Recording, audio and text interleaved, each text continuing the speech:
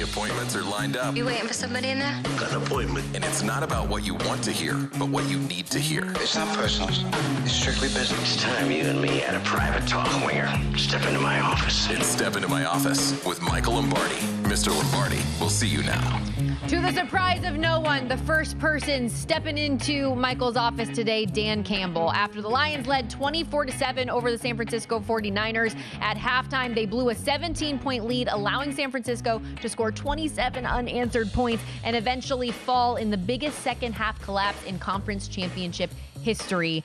Dan Campbell post-game spoke about a bitter end to a promising postseason. We'll listen to this and react.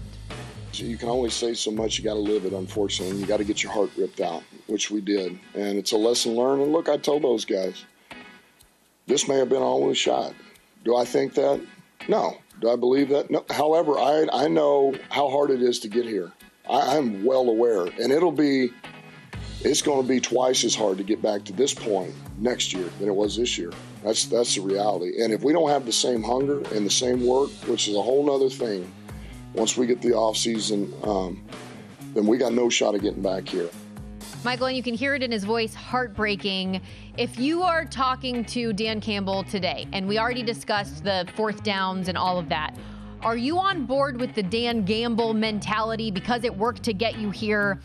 Or does his philosophy moving forward need tweaking? What are you saying to Dan today? I think what I would say to Dan simply is this: Dan, every situation is different. There's not a universal aggressiveness. And our offense is really good. If we lose Ben Johnson, then I think we got to have a conversation about where we're going. We're going to pay Jared Goff a lot of money. We've already said that. He's going to be one of the highest paid quarterbacks in the league. So the team's going to be constructed a little bit differently. And maybe we don't have the same kind of team that we had this year. Every game, every team is different. And I think you have to evaluate every fourth down as a standalone fourth down. Going for a 4th and 3 in Tampa in week 7 is way different than 4th and 3 in San Francisco in the championship game. I'm sorry it is. I'm sorry. Because what happens is, and I know Bill Barnwell wrote the article about momentum, but when we give them back, when we give them confidence back the other way, all of a sudden it becomes a problem. And I think you've got to take that into account. And the aggressiveness is what got us here, but the adjustment is what's going to get us further. We have to be smart. We can't just be aggressively stupid. And I think you learn that. I mean, go talk to any great leader in this country. Talk to any of the people that work with the Navy SEALs. There's a part of aggressiveness that's important, but it also has to be combined with intelligence and based on the unilateral decision of where you're trying to go. And I think, to me, you're not taking that into account. And a lot of learning lessons as a team, a lot of learning lessons you hope that from a coaching standpoint, Dan Campbell will go ahead and take with him. Let's go to the other losing head coach yesterday in Ravens head coach John Harbaugh, who with the loss, as you mentioned just moments ago, Baltimore has fallen since their Super Bowl to 2-5 in the playoffs. The Ravens had 16 rush attempts on Sunday against the Chiefs. That's half their season average of 32 per game. You're talking to Harbaugh today, like how much of the blame does he deserve? What real talk does John Harbaugh need to hear today? Well, I think, John, it's one thing to win the regular season and have everybody patting us on the back, but that's not what we're here for. What we're here for is to win titles. And, we've only won 2 playoff games, really. And we've won 3 playoff games since your last Super Bowl. And we've lost 6. And we think we have a good team. And I think really what has to happen is we've got to figure out, where are we? Now, we signed Clowney off the street. We signed Van Noy off the street. They're 2 of our better players. Are we really that talented? Our offensive line needs to be reconfigured. I mean, Ronnie Stanley's our highest paid player. He's not a great left tackle. The right tackle, Morgan Moses, the inside of the guard, John Simpson got beat regularly inside on a consistent basis. So are we really as good as we think we are? That's one. 2, did we really have the right game plan? Were you happy with what Todd Monken put on tape? Because I'm not. I think, to me, it was a horrendous game plan based on a starting point that didn't really make any sense against a team that's 25th in EPA. So you've got to evaluate that. You got to evaluate the coaching. And then you as a leader, you've got to evaluate what can you do to make sure that in the biggest moment we don't panic. I wasn't on the headset yesterday, but watching that game, there was complete panic in the air. Complete. Because it felt like you were down by 4 touchdowns and you're only down by 10 points. And the behavior of your players, you're either coaching it or allowing it to happen. You're going to have to adjust. You're going to be 62 years old next year. 62. And your last Super Bowl was over 11 years ago. It's time.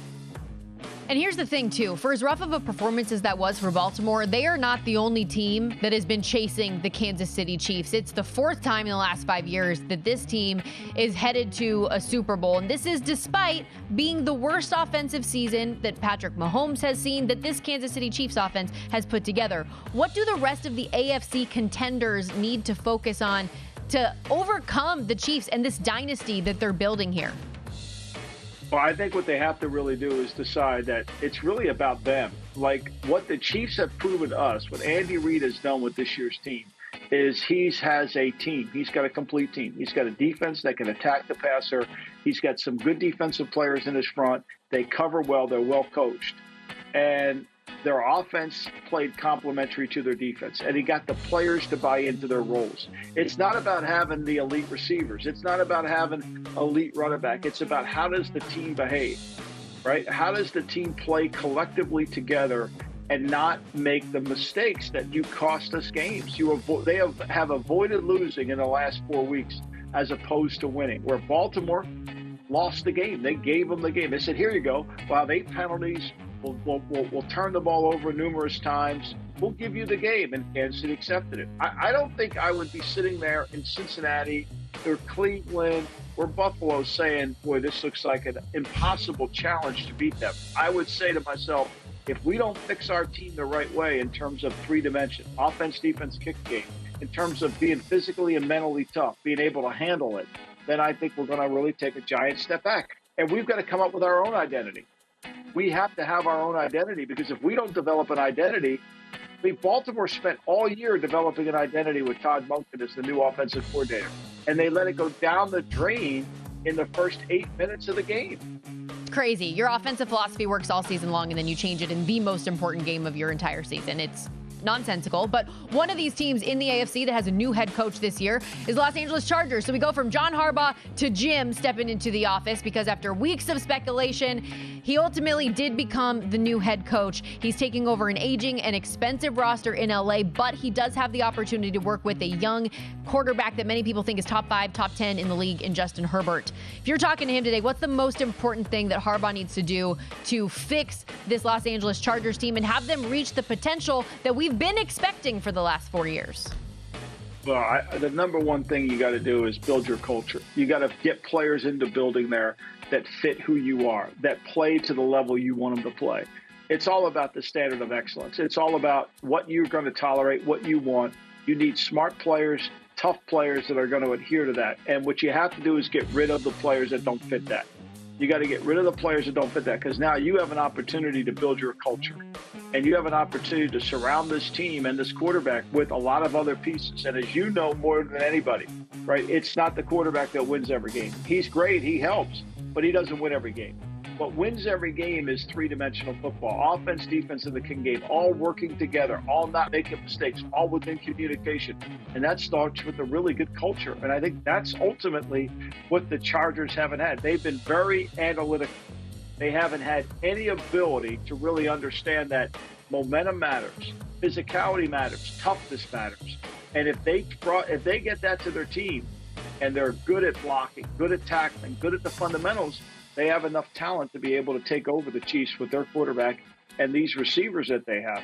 Yeah, I'm really excited to see what they build. I said it when he first got hired, and I'll say it again. I feel like I would be more surprised if they didn't have immediate success than if they do, just based on what I know about him as a team builder and a guy who has found a way to consistently win. What's funny, reacting to yesterday's games and everything, is we talked so much last week about maybe this is the year of Harbaugh, right? Maybe John wins the national championship, Jim wins the national championship, John wins the Super Bowl. Or we talked about maybe it's the year just of Michigan, that the Wolverines get it done and the Lions get it done.